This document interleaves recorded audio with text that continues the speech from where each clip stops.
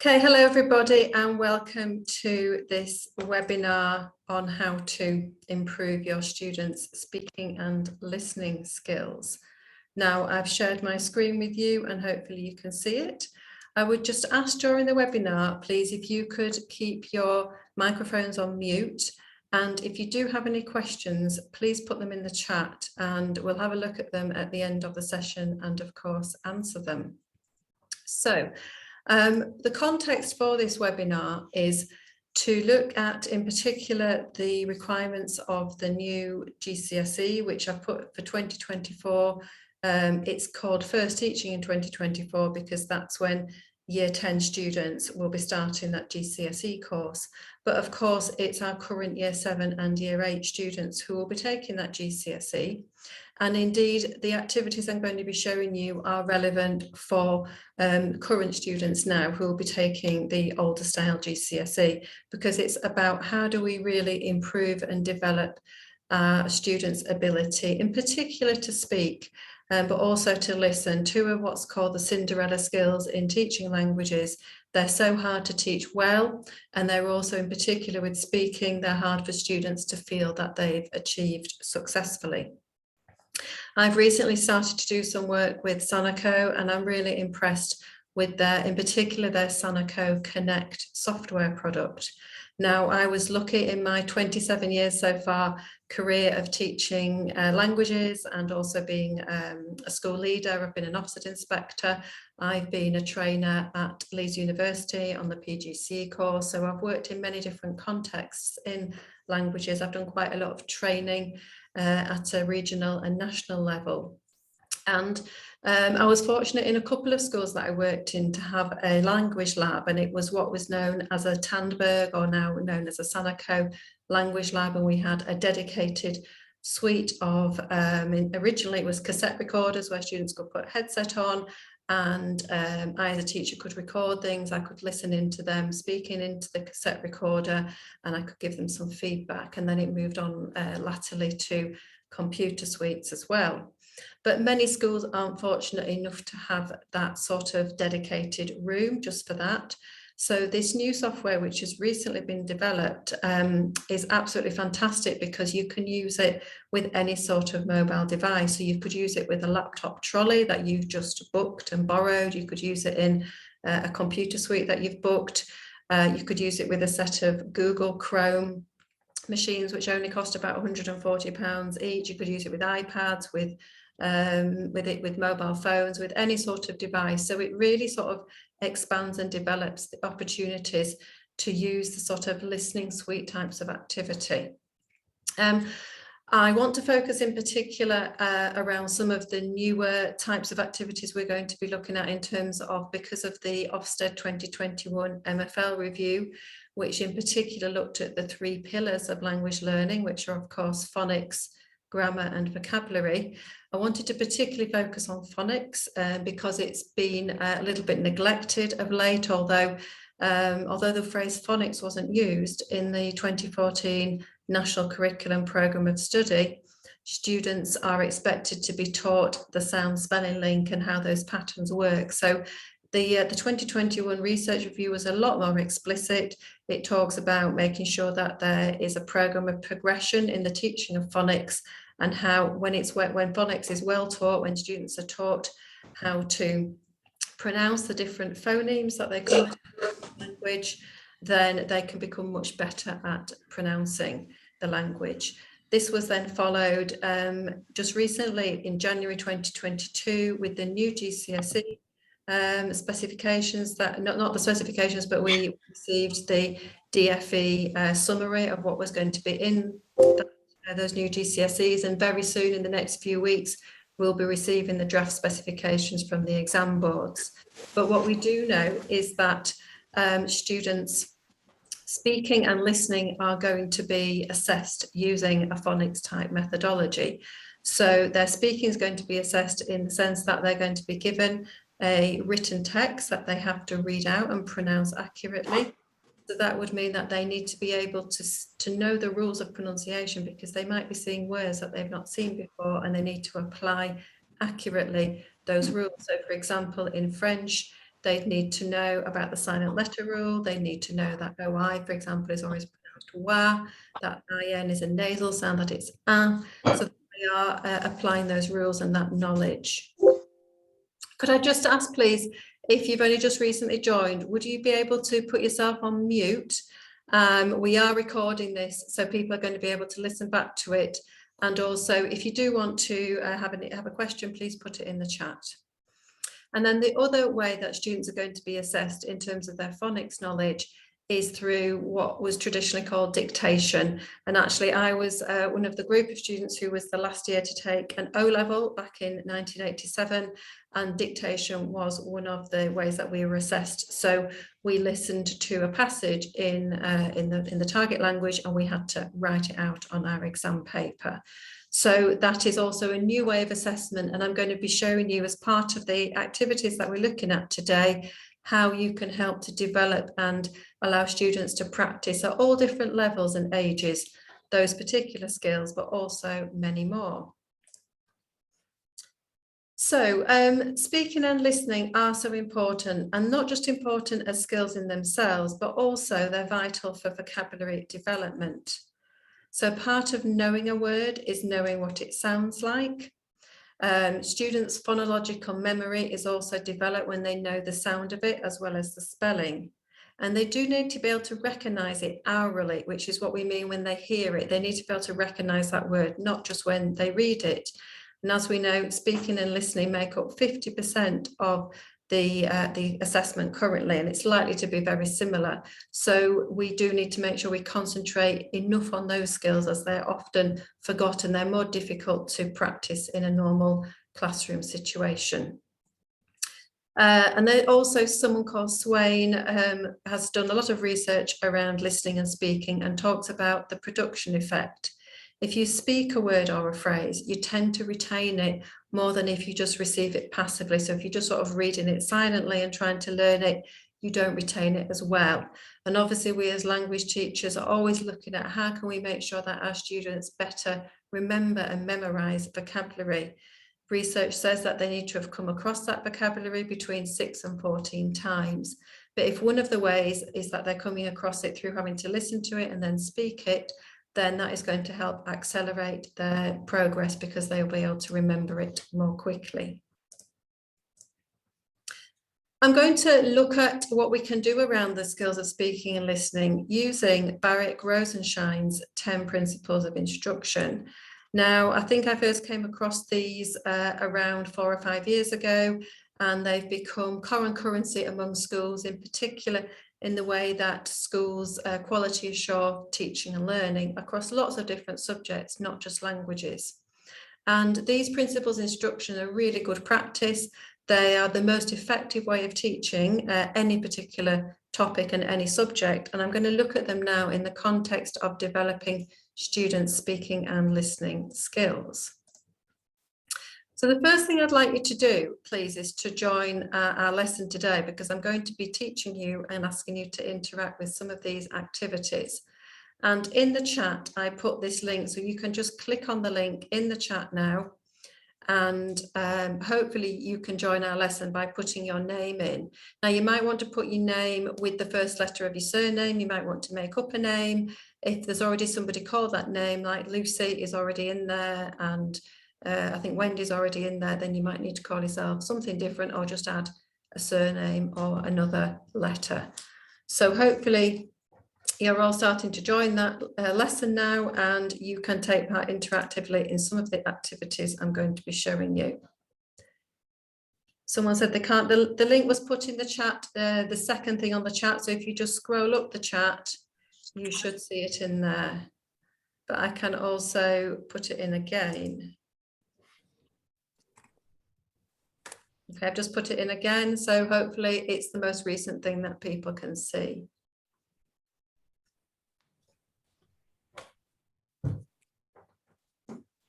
Okay, good. Oh, brilliant. We've got somebody who can find it now. That's brilliant. Thanks, Jill, for letting us know about that. Okay, so if you just want to be joining our lesson today, putting in your name, and that's all you need to do at this point. Could I just ask, if you've just recently joined, would you be able to put yourself on mute, please? so that we don't get any background noises. It's particularly important because we're going to be creating a joint language class today, and you might actually start to have a go with some of these things. You might record yourself. Okay, so one of the things that is so effective with the according to the Rose and Shine principle of instruction is being able to present new material in small steps. And I'm now going to show you some examples from phonics methodology, looking at micro listening skills and listening for detail, and also how we can make curriculum adaptations, which used to be known as differentiation. I've been using that phrase differentiation since I started teaching in 1996. I was just told recently by an Ofsted inspector that it's no longer de rigueur, and we need to use the phrase curriculum adaptations. But essentially, I'm talking about the changes that you would make to support weaker students and to challenge the more able or those who have got higher prior attainment. So I'm now going to come out of my PowerPoint, and I'm hopefully going to join our lesson together. And hopefully you can also see that. And we're going to first of all look at the French phonics activities. So if you just want to maybe look at it on my screen first of all, a bit later on I'm going to give you some activities where you'll be able to take part as well. Okay, again, if you wouldn't mind just putting yourself on mute if you've just arrived, that would be fantastic, so we don't have the background noise. So I'm going to press start, and then I'm going to listen to a series of words with a particular phoneme in, and the students will have to type in the answers. So they're going to fill in the gaps of a word, which is a really good assessment activity, particularly for younger students. Like I would say, this is what I'll be using in year 7. So let's have a listen, and let's have boisson, moi, noir, oiseau, poisson. Okay, I'm going to make a mistake here so you can see how the self-marking works. Hopefully everyone can hear what I'm playing. I just want to check that everyone can hear that okay. Otherwise I can reshare it with the sound. If you won't mind just putting in the chat if you heard that. Yes, brilliant. Thanks so much. Okay, so another activity that's really good for practicing particular phonemes are tongue twisters, because they often focus on one particular sound. In this next activity, we're going to listen, but also we can read this tongue twister at the same time. And then once the students have maybe played it back 2 or 3 times, if I was doing this in a classroom situation, I'd be getting the students to practice it over and over again before I got them to record it or to perform it.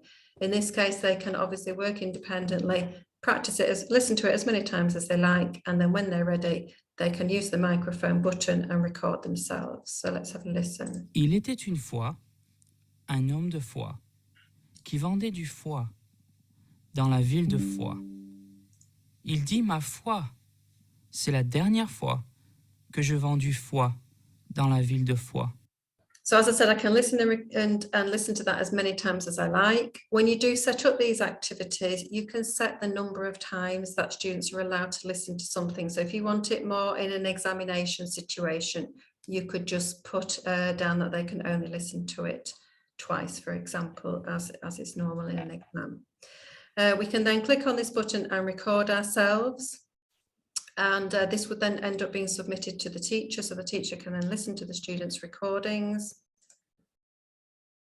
Il était une fois un homme de foi qui vendait du foie, and so on. I'm not going to play the whole thing for you, but you get the idea. And then we're going to do a transcription activity. Now, this is at a very simple micro listening level where I'm just going to listen to a series of new words. soir, joie, toi, Croissant, Okay, obviously toi could be spelled 2 ways in French, and so I put that there. And then I'm going to scroll up to the top and I'm going to click submit. And if you've had a go at doing that at all with me, then when I as a teacher go to my teacher screen and have a look at that particular activity, and I can look at submissions,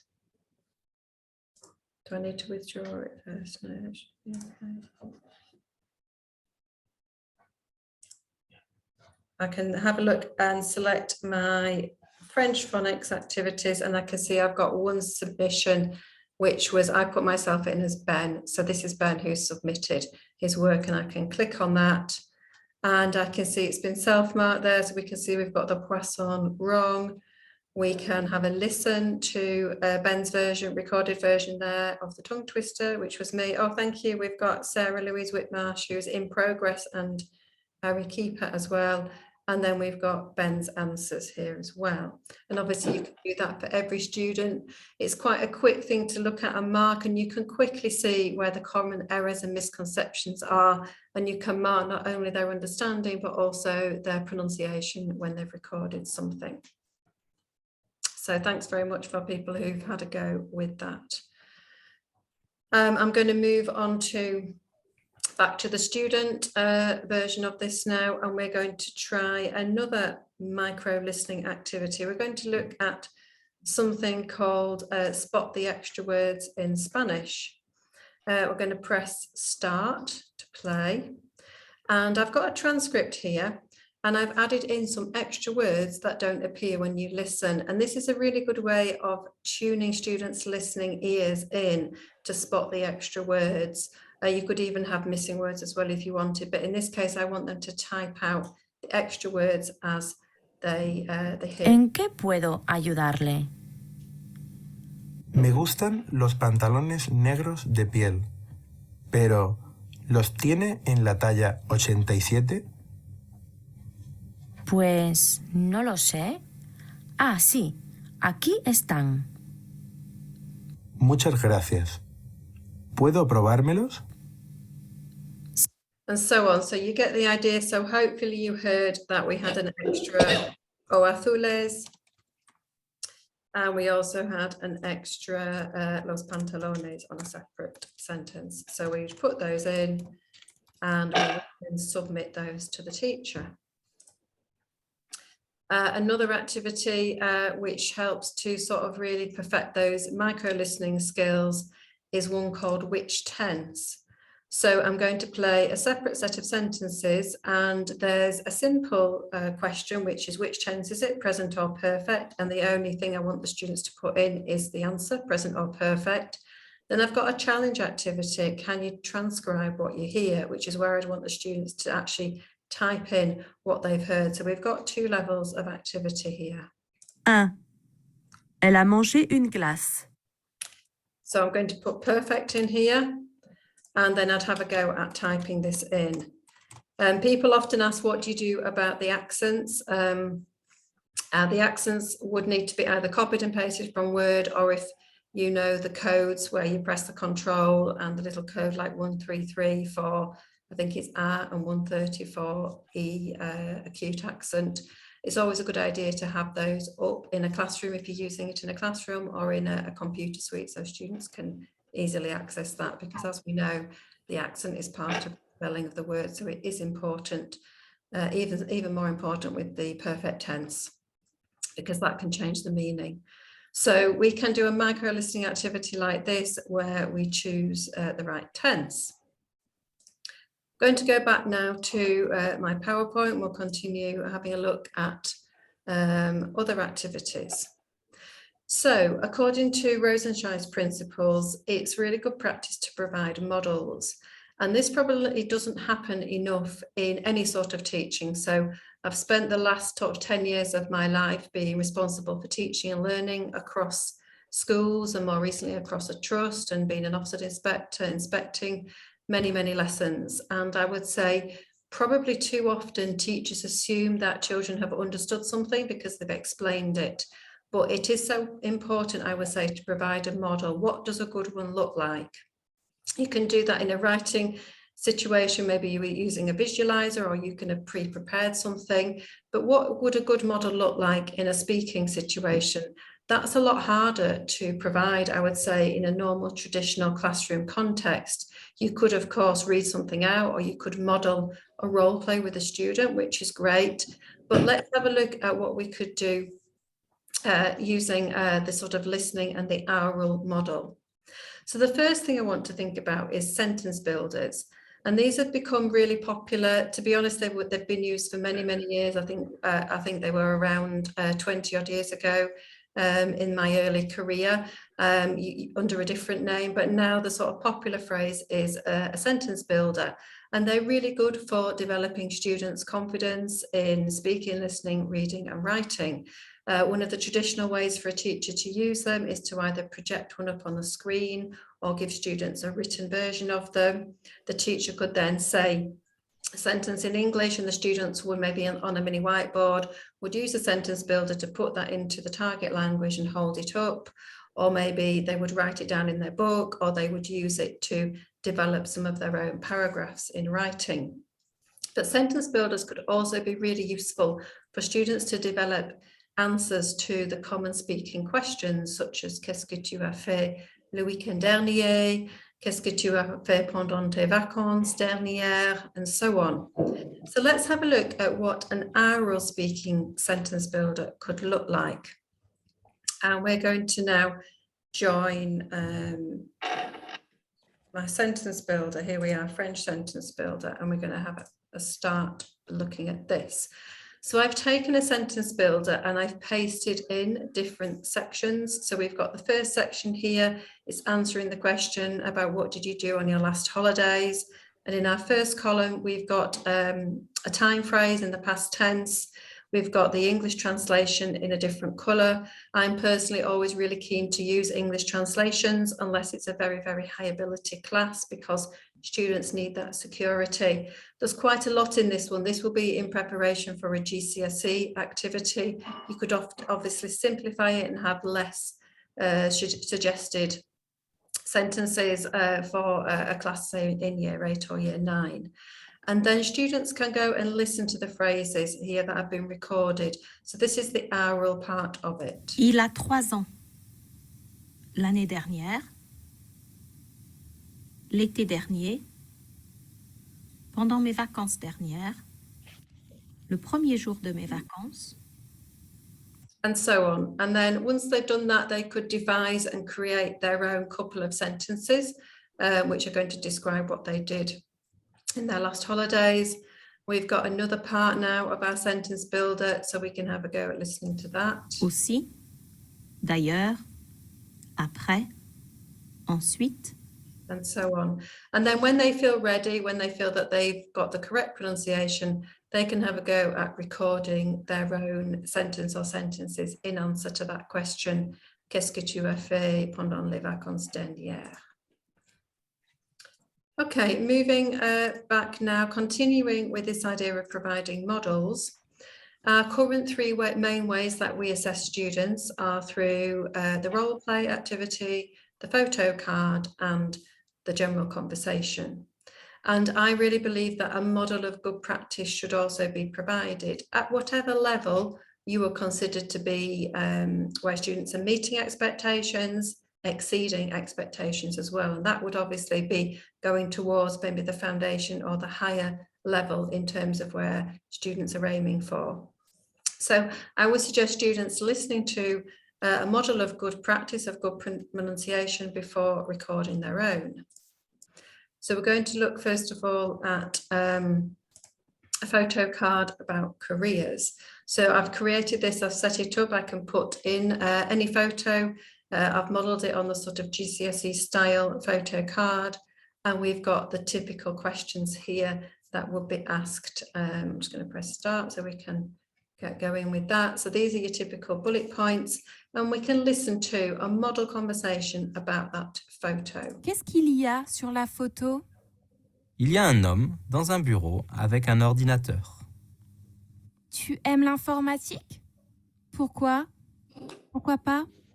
Oui, j'aime l'informatique parce que c'est intéressant et facile.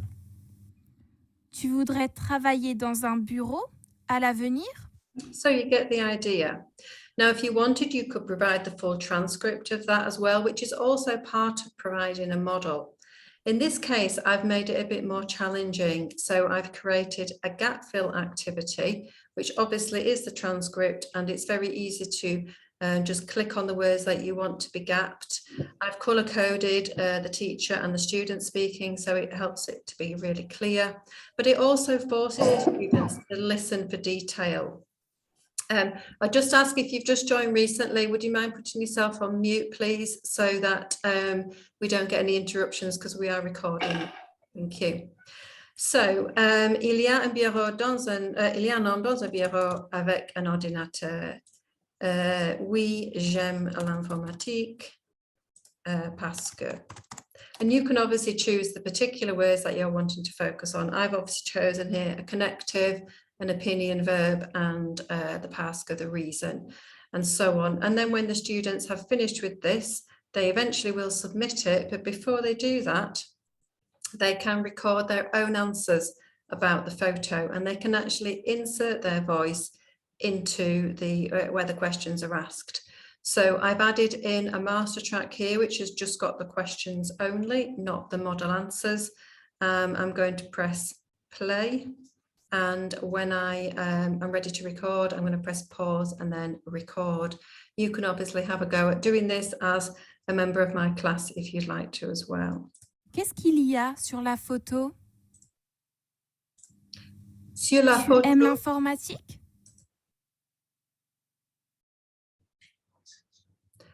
sorry, I forgot to do the really important thing of inserting my voice here. So I need to take voice insert, and I'm going to put that in now. So let's just go back a minute. Il y a un homme avec un ordinateur dans un bureau. Sur la Tu photo, aimes l'informatique? Pourquoi? Pourquoi pas? oui, j'adore l'informatique parce que j'adore jouer avec les ordinateurs. Tu voudrais travailler dans un bureau à l'avenir? Je ne sais pas. Je voudrais travailler avec les enfants, alors peut-être je préfère travailler dans une école. So you get the idea, and then once that has been created and the student has inserted their voice into, could be a general conversation, it could be a role play, it could be questions about a photo, and then they just press submit. And again, if you've had a go with that at the same time as me, we can have a go, and I'll have a look at whether we've got any submissions in our careers photo card. I have got a few of you in progress, and I've got Ben, which is me, and I can have a look at Ben's answers to his gap fill activity, and I can also play Ben's conversation about the photo, and I can give him some feedback as well. You can click on here, show feedback to student, and you can provide some either written feedback here and save it, or you can record something here and provide some audio feedback, which is of course quicker to do probably as well. If you want, if you're like me, I quite like a marking feedback grid.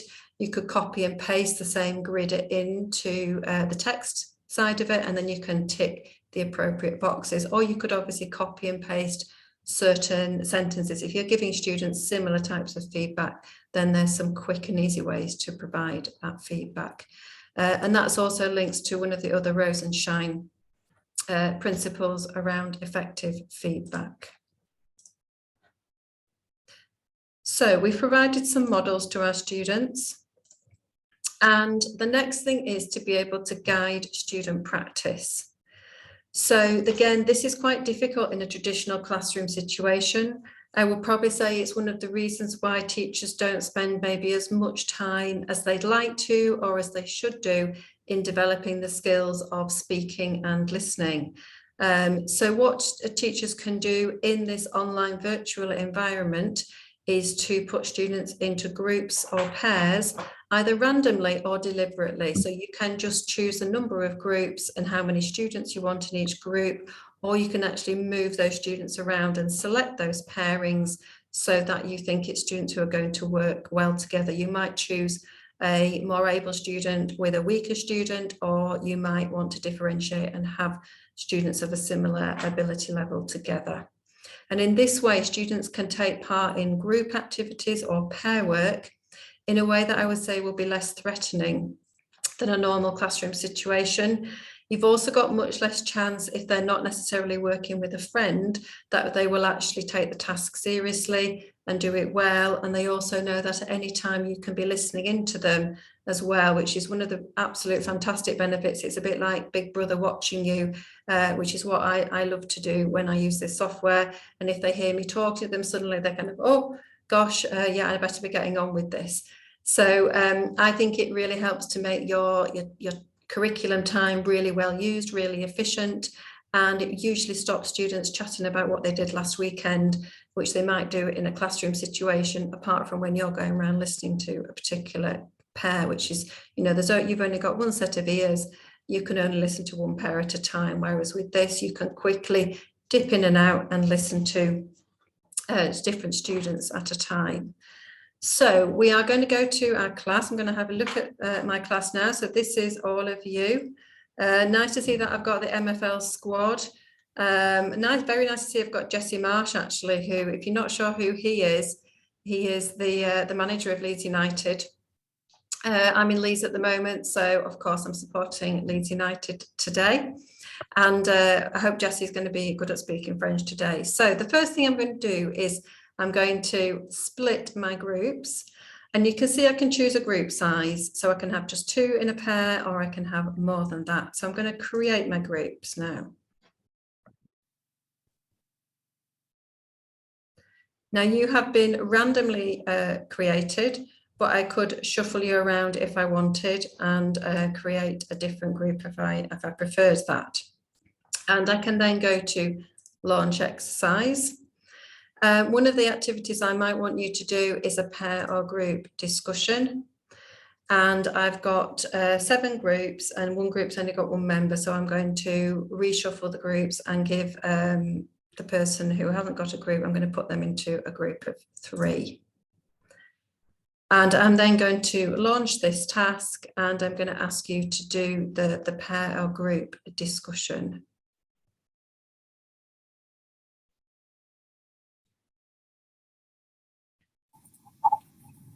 It's taking a little bit of time, and we're ready to go. And students can be recorded doing this. So I've got a little bit of feedback here.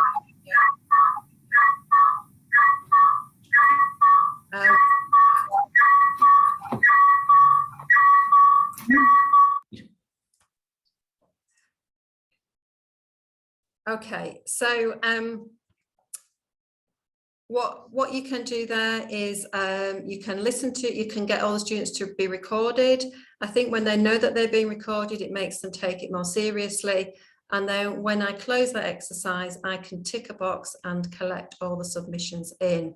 And again, I can quickly listen to those. I can check for where students are doing things really well and where there's common areas of misconceptions, and that we can then address those and quickly close that learning gap, which is so difficult to do in a normal situation. I'd never be able to get around 25 or 30 students quickly and easily, but I can quickly listen back to what they've recorded. I can also speak to the whole class at this point as well, if I want, and I can talk to them so that all of their microphones sort of go on mute and they have to listen to me. I've just clicked on that now, but I don't really want to do it because we might have issues with trying to do this through Zoom as well. I'm going to remove you now from groups. And I just want to show you, yeah, I think we're removed from groups now. And I just want to show you one more. Oh no, we're not removed. Try again. I think we've got a slightly little slow internet situation. But I'll come back to that in a minute.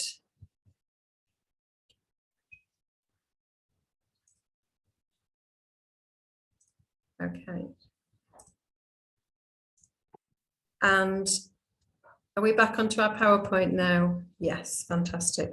I'll come back to that in a minute. I'll show you how you can speak individually to students as well in a few minutes. So we can have real interpersonal listening and speaking activities that take place in that controlled environment, which I think is so effective and so time efficient. We can also guide practice through the opportunity to listen in to individuals and to pairs and groups, and also to provide either whole class feedback, so you can speak to the whole class, which is a really useful tool. I use that quite a lot. Or you can talk to an individual student, which I'm going to have a go at doing again.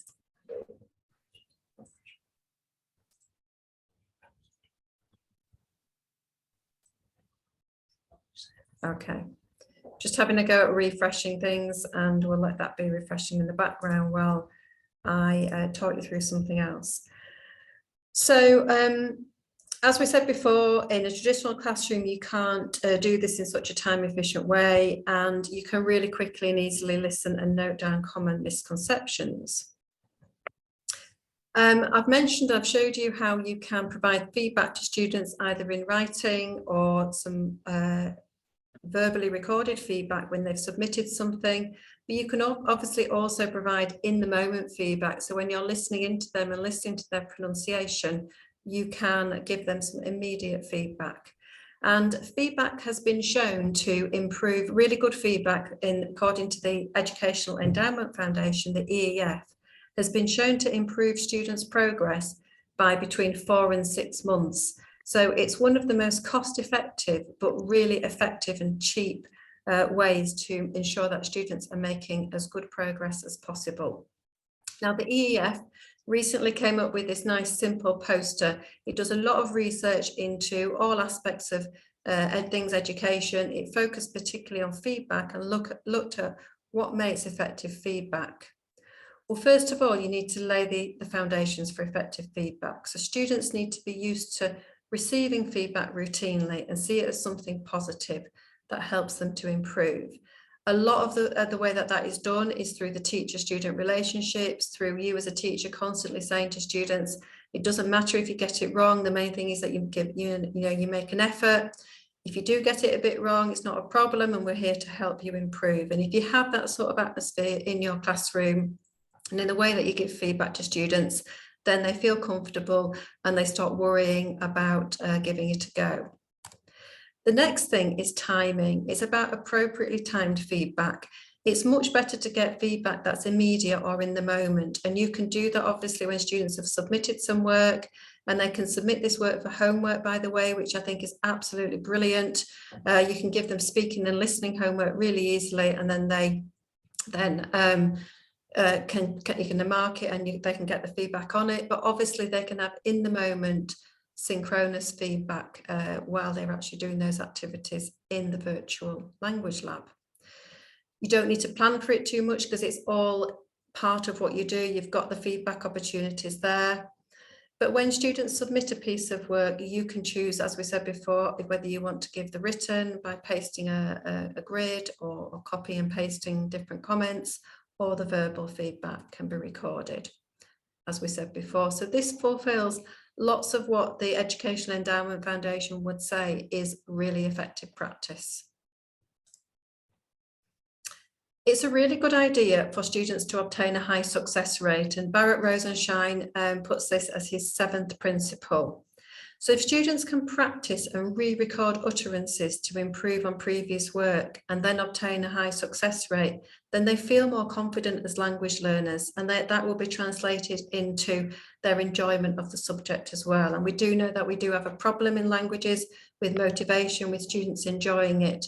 And certainly when I've both used this and seen it used in other schools, I've seen students really motivated and really feeling successful because of the independent language learning, because of the chance to practice over and over again.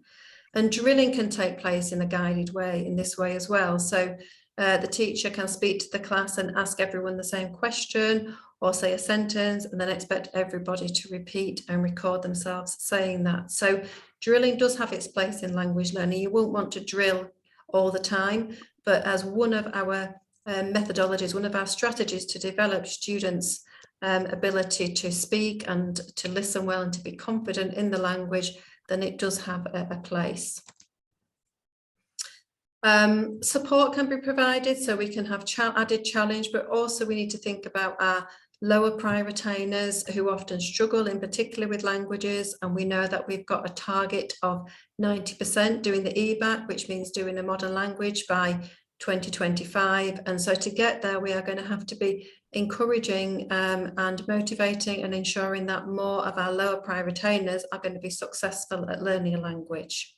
So I'm going to show you an example now of a group talk mat.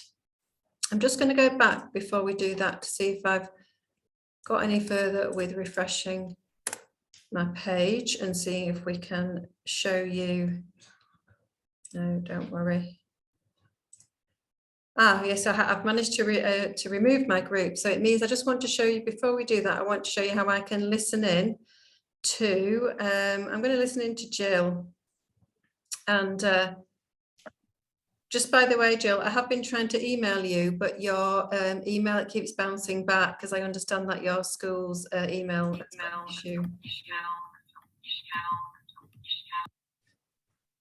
Right, I've just put myself on mute there because we were having a bit of feedback, so we're doing this through Zoom. But what I can do is listen in, and I can choose either to speak, so the student just hears me, or I can actually let them see me as well. So I can click on turning the webcam on. And the person that I've just tried to speak to them, you've blocked access to that because that must be part of your computer settings, which is absolutely fine. I'm sure you didn't want to see me pop into your eyesight, but it's quite a nice way for students to realise, and it sort of makes them jump a little bit the first time you do that, if you suddenly appear on their screen and start talking to them. But it also makes them realise that you're there to help, but you are there to listen and to hold them to account and make sure that they are getting on with the work that you've asked them to do.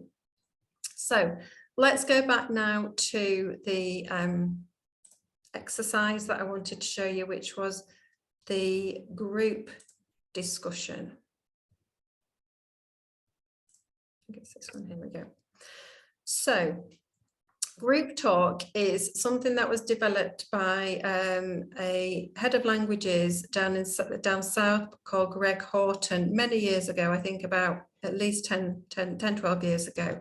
And the idea was for students to look at a series of photos that were quite interesting, quite motivating, usually something that they've got a strong opinion about. So it might be football clubs or footballers, it might be strange and unusual food. So I've got a picture of some snails here.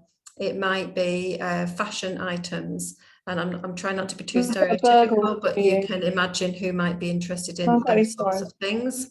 Could I just ask, please, if you could put yourself on mute? That would be fantastic, thanks. It could be celebrities, pictures of celebrities, whoever's in the news at the moment. So the idea is that they have a conversation in pairs or groups about these particular photos. And we've got one of our photos up here. And we've got different levels of a group talk oral support speaking mat. So I've got a first set of sentence stems here at a level 1, where you're just introducing and responding to simple opinions. And students can then listen to how those sentence starters are pronounced. Je pense que c'est bien. Et toi, tu aimes? Que penses-tu de? Qu'est-ce que tu penses? Oui. So you've got those sentence ends recorded, so that can give them that extra support before they launch into, or before you launch them into that pair or group discussion. We've got level 2, which is taking part in a short discussion. So we've got things that are a bit more challenging. We've got je crois que, je pense que, à mon avis, tu as tort, tu as raison, mais si, mais non, t'es fou, t'es débile, and so on. I'm developing the oral versions of these in all 3 languages, in French, Spanish and German, and they will be ready along with many other activities that I'm developing in all 3 languages. I have focused mainly on French today because it's a more common language amongst, certainly amongst UK teachers, but we are developing sets of content now that people who do use this software will be able to access, and it will cover a range of the role plays, conversation questions, the photo card type activities, foundation and higher level, amongst many other different things. And it will include these group talk, oral, speaking mats, where students can listen to how to pronounce these phrases at different levels. We've got a level 3, which is exchanging reasons and preferences and talking across time frames. So we've got je préfère, je veux, je ne veux pas, and so on. We've got some nice time phrases here like d'abord, premièrement, je ne suis pas sûre as well. And then at level 4, which is more at your GCSE level, we've got developing a line of thought, sharing points of view, and so on. Tu as dit que, d'une part, d'autre part, bien que ce soit, and so on.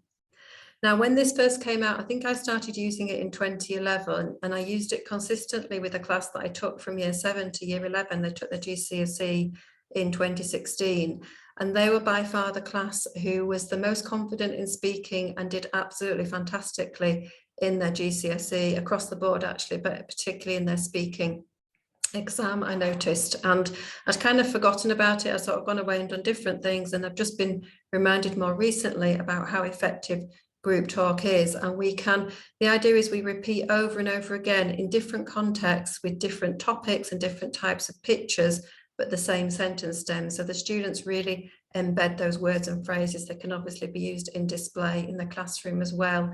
It does work quite well in a traditional classroom setting, but it works absolutely fantastically in a sort of virtual language lab type setting, because you can also record the conversations that they have, and you can find out how the students are doing and what you might need to focus on in terms of content, maybe grammar, vocab, pronunciation as well.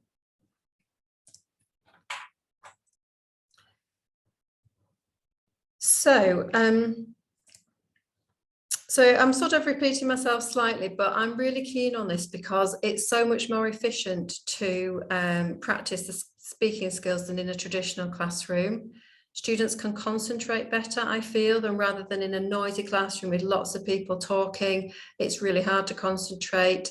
There's also the peer pressure, perhaps especially as students get a bit older, they get embarrassed about speaking out loud in front of others, whereas in this environment, in the virtual language lab environment, they've got a headset and microphone and they're speaking into that. So they don't have that same embarrassment. And there's also the fact that they can work at their own pace independently and practice and listen to things over and over again. They often find listening a really challenging skill. They often see it as an exam, even though it isn't, especially because they often only get 2 times to listen to it. So the fact that they can take part in the independent practice, which is the 9th of the Rosenshine principles, is really a real positive. As I've said before, listening for drilling is really important, and students can then listen to a model provided by you as a teacher or a recording and then repeat. It's highly structured and highly patterned. It's also adaptable, so it can provide some progression. So you could ask students to listen and repeat, but the next time they need to listen and maybe change the verb or change the tense or make it negative. So it also promotes and encourages noticing. You can also use listening materials and authentic listening materials. And I'm going to show you an example of a resource I created using RFI, Radio France Internationale's Journal en Français Facile. If you've never come across this before, they create activities on a daily basis with the news that's just taking place. And they also have particular themes, like they have a theme of education, family, the environment, and they go and do reports on that. And they often create transcripts of the recordings that they create. They're only very short. They're usually just 1 or 2 minutes, slightly slowed down, and the transcripts are there as well. So I'm going to show you now something that came up just recently that I discovered. It's Swedish energy reduction. I've put in a picture here around all the things. So this is a very sort of up-to-date thing. We're all thinking about how we can reduce energy costs because of the spiraling costs of fuel that we're all suffering. And so France has got a series of gestes pour économiser l'énergie that they can have a look at as a sort of stimulus. And then we can listen to this news recording and do a gap fill activity. We've got 3 types of activities that we can currently create using the Connect software. So we've got gap fill, we've got multiple choice, and then we've got comprehension questions. And these 3 are all self-marking. 12 degrés au thermomètre, du vent bien frais, mais les enfants de cette école du sud de la capitale n'ont pas l'air d'être gênés. Certains sont en t-shirt manches courtes, la plupart portent un sweatshirt léger. À l'intérieur, le chauffage. Okay, so it is quite fast, but obviously the students can listen to it as many times as they like, and then they can, of course, submit their work at the top here. And then the final thing that I wanted to talk about is the time-efficient assessment opportunity. So the 10th Rosenshine principle is weekly and monthly review. So we need to keep checking whether students have remembered things.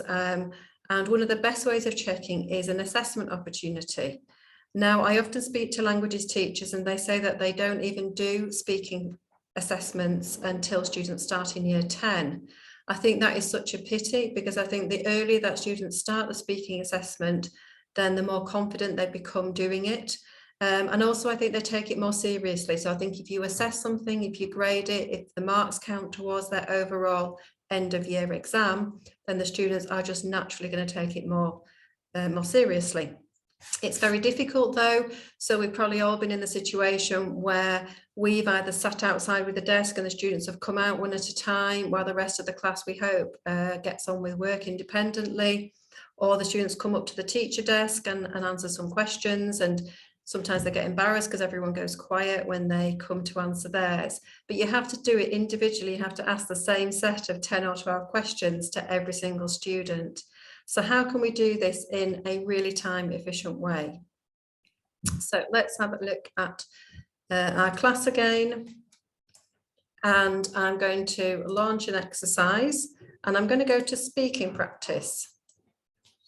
And I can either, as a teacher, ask the question, and then I wait for, say, 30 seconds, and all the students are recording the answer into their microphone. And then I can ask another question, or I can have a pre-recorded set of questions by going to file. So if I've got a set of, say, GCSE speaking questions that they've been preparing for, we can use that.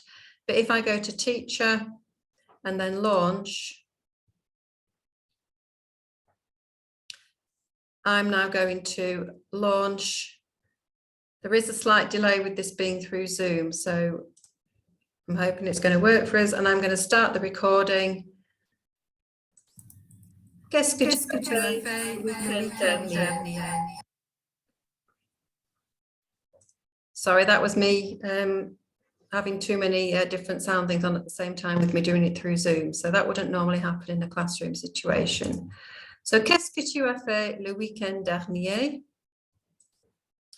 And then the students now start to record your answers. And you can decide on a certain length of time. Some students will only need a short amount, some will need longer. And then I can ask my next question and so on. And in this way, in 10, 15 minutes, I can have the whole set of questions recorded. I can end the exercise, and then I can tick this button, collect all student submissions, and end the controlled exercise. And then I will get to listen in and be able to mark. So it's a really quick and easy way to do the assessment, but also to be able to mark it as well. And that really, I think, is the sort of pièce de résistance of this software. So there's so many ways that I think the software can enhance teachers' ability to develop, particularly student speaking skills, but also their listening skills. It's time efficient, as we said, so you can formatively assess quickly, you can provide feedback really quickly and easily. Students tend to make faster progress because the limited curriculum time that you have, we don't get enough in languages, but it's being used as well as possible and as efficiently as possible. As we said, you've got the individual feedback. It's really easy for students to concentrate, less opportunity for distraction, less opportunity for embarrassment. You can differentiate and put in place those support mechanisms as needed, and students can work at their own pace. And obviously you can very quickly do your speaking assessments as well. So we'll just come into the end of this session now. We've only got about 5 minutes left. If you want to find out more, you can go on the Sanako website, or feel free to email me as well, and I'd be more than happy, or David will be happy to do a sort of personalised demo for you so you can get to grips with this in more detail on a one-to-one basis. And this is also going to be recorded, and we're going to be putting this on our YouTube channel and website as well, so you'll be able to access this if you weren't able to be here. So I'm just going to check now whether or not we had any questions, or if not, oh great, thank you, Jill. Oh yeah, Jill's mentioned Slow German, which is another website which is particularly useful, I think, for A-level. So thanks for that, Jill. Yes, students would ideally wear headphones with a microphone attached. That's the absolute ideal. And then you've got your sort of virtual language suite.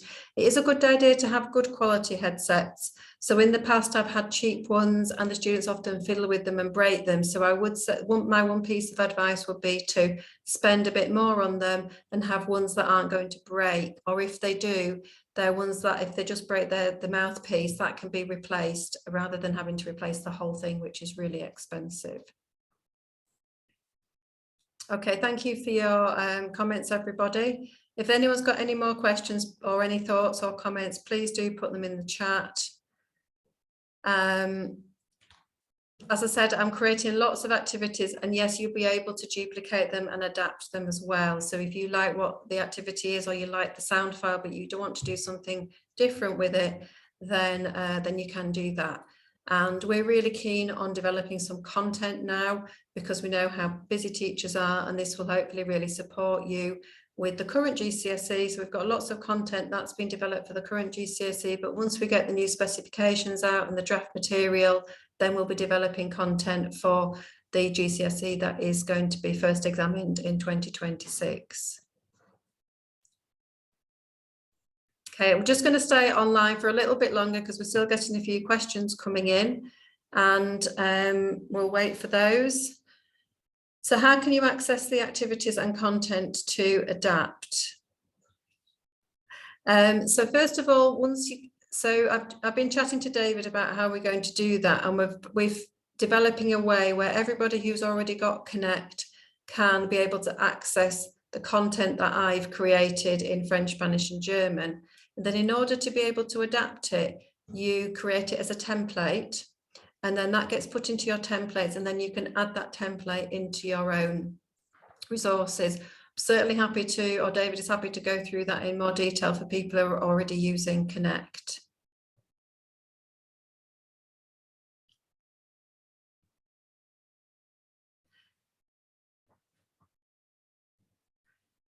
Yeah, if you have an issue with headsets, I'd say perhaps you could have a sanitizer spray, or I've been known to allow students to bring in their own headsets as well, if that's what they prefer. But a sanitizer spray and a quick wipe is a really good one as well.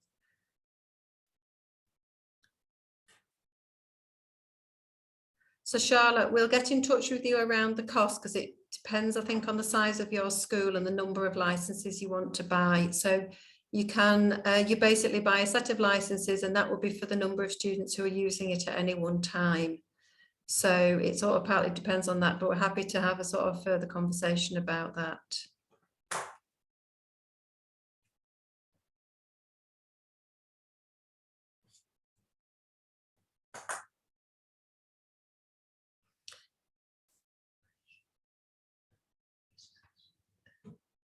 Yeah, we'll get in touch with you, Charlotte, because I don't think you'd want all 1,000 students to be using it at the same time. So it mainly depends on how many are using it at any one time. So we'll have I'll get in touch with you about, I've got your email, so I'll get in touch with you about that.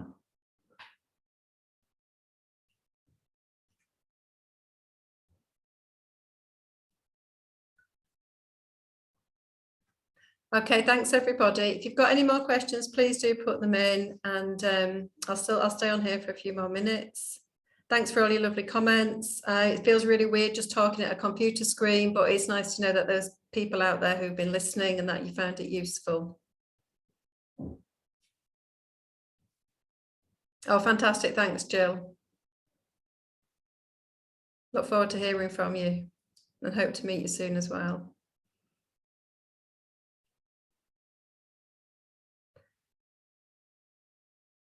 So Al-Kelda, if you go to the Sanako website, or if you email me, we can give you some more information about it. The recording is, I'm going to put it onto our YouTube channel, and after this meeting, probably tomorrow, I will send you a link to the recording if you joined it late, or if you want to relook at some of it.